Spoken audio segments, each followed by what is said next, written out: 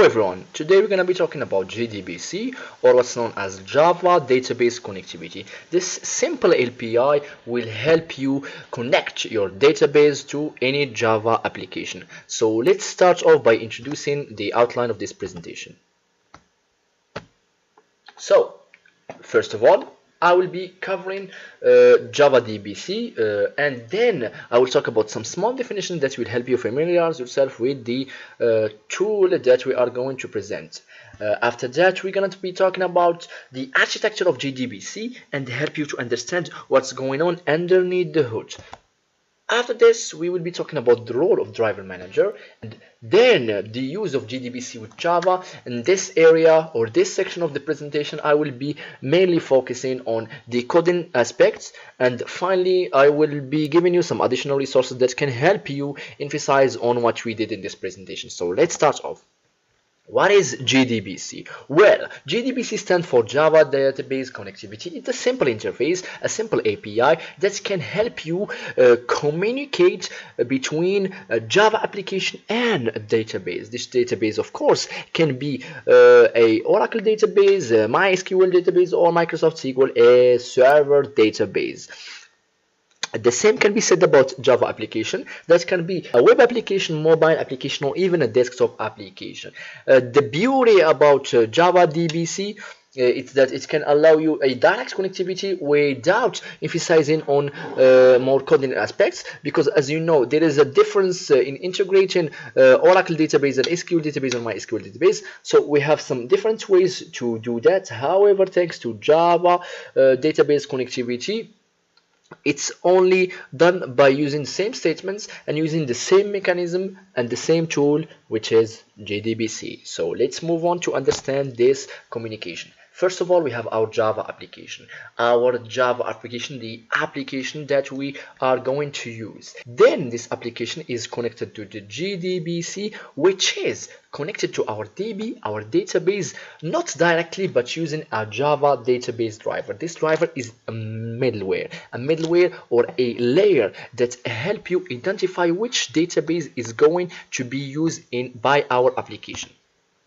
So in order to understand this concept deeply, we need to explain the architecture of JDBC. So when we talk about architecture, we have two types. The first type is the two-tier architecture. This two-tier architecture is defined by our Java application, which is the client machine, that is connected directly to a database server without any layer of connectivity between the two. However, the three-tier architecture is mainly specialized by a server machine that is the middleware between the Java application and the database server. As you can see in this architecture, our JDBC is used to identify which database server will be connected to our application.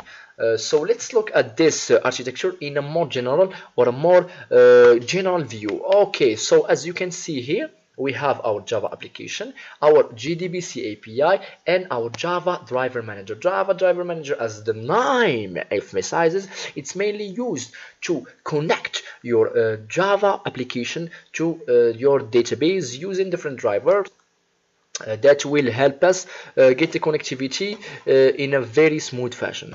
So let's understand this driver manager in a more detailed fashion. So we have our Java application and the driver manager. The driver manager is the layout, the layer that will help us identify the Java application. However, before identified, we need to make sure that we are declaring it using the phone name method. This phone name method tells the computer that we are using an SQL server, we are using a Oracle database, we are using a MySQL database, which in the computer, which database are we using in this situation, to make sure that the mechanism that will come after that are completely synchronized. So here we are moving to the coding part of this presentation. In order to code Java Database Connectivity API, we first need to establish a connection. We need to be connected to our database, establish that connection. After that, we have to create a Java database statement object, then execute the SQL statement. No matter what statement you have, insert statement, delete statement, select statement, you choose your statement and then you execute it normally, just like you can do in your database, and finally we can get the result set. So let's start off by understanding how can we establish a connection between your Java application and your database using a Java database connectivity. First of all, we need to import your java.sql classes. Java.sql classes will include your connection classes, user-defined classes, driver manager classes that can help you connect to this API easily. First of all, we need to identify three strings. The first string is your DB URL, the second one in your username, and finally your password. Just like you do when you first want to connect to your SQL server, you need to specify these three entries in order to have full connectivity. Before sending your request, you have to call the method phone name to tell your application, to tell your computer which database you're using. In this case, we're telling the computer that we are using a Microsoft SQL Server database. Then we create an object of type connection and we call getConnection method with the three variables that we created before.